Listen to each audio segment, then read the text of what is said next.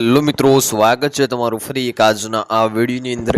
મિત્રો, આજના આ વિડીયોની અંદર આપણે પીએમ કિસાન સન્માન નિધિ યોજનાના 21મા હપ્તા વિશે વાત કરવાના છીએ, જેમાં પીએમ કિસાન સન્માન નિધિ યોજનાનો 21મો હપ્તો કાલે બપોરે આવવાનો છે।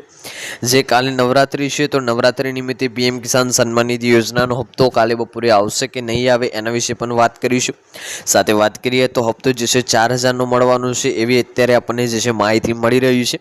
અને શું હપ્તો 2000નો મળશે કે 4000નો મળશે કે 6000નો મળશે એ પણ જોઈશું। ને સાથે તમારે પીએમ કિસાન સન્માન નિધિ યોજનાનો 21મો હપ્તો મેળવવો હોય તો સરકાર દ્વારા આપેલા 6 કાર્યો પૂર્ણ કરવા પડશે।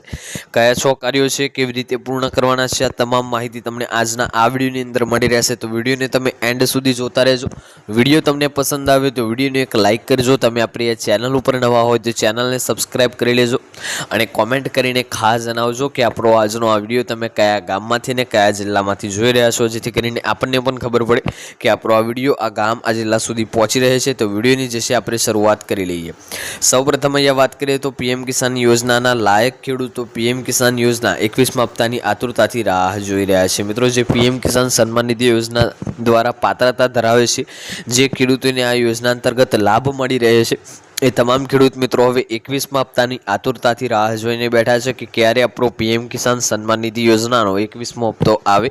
આ યોજના હેઠળ લાભાર્થી ખેડૂતને વાર્ષિક 6000 રૂપિયા મળે છે। મિત્રો, આ યોજના હેઠળ જે લાભાર્થી ખેડૂત છે એમને એ વાર્ષિક એટલે કે વર્ષની અંદર 6000 રૂપિયા મળે છે।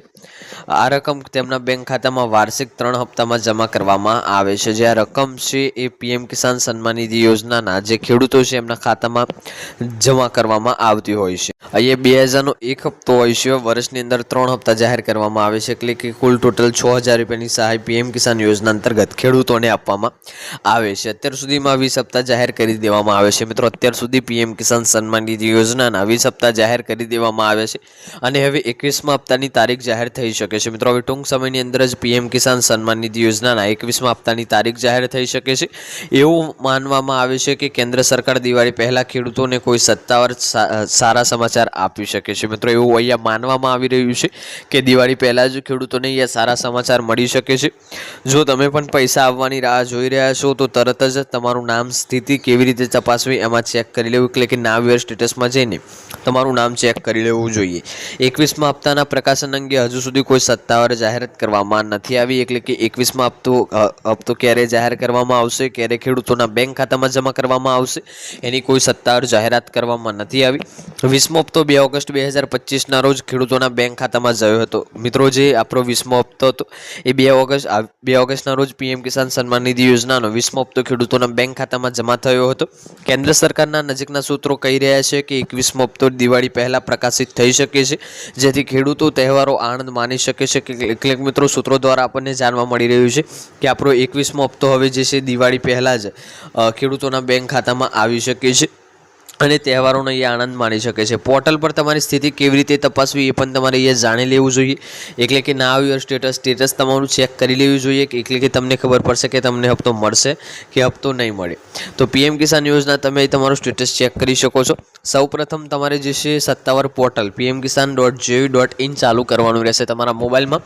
pmkisan.gov.in તમારે સર્ચ કરવાનું છે, પછી ત્યાં તમને ફાર્મર કોર્નર વિભાગ જોવા મળશે, એમાં તમારે બેનિફિશિયરી સ્ટેટસ પર ક્લિક કરવાનું છે।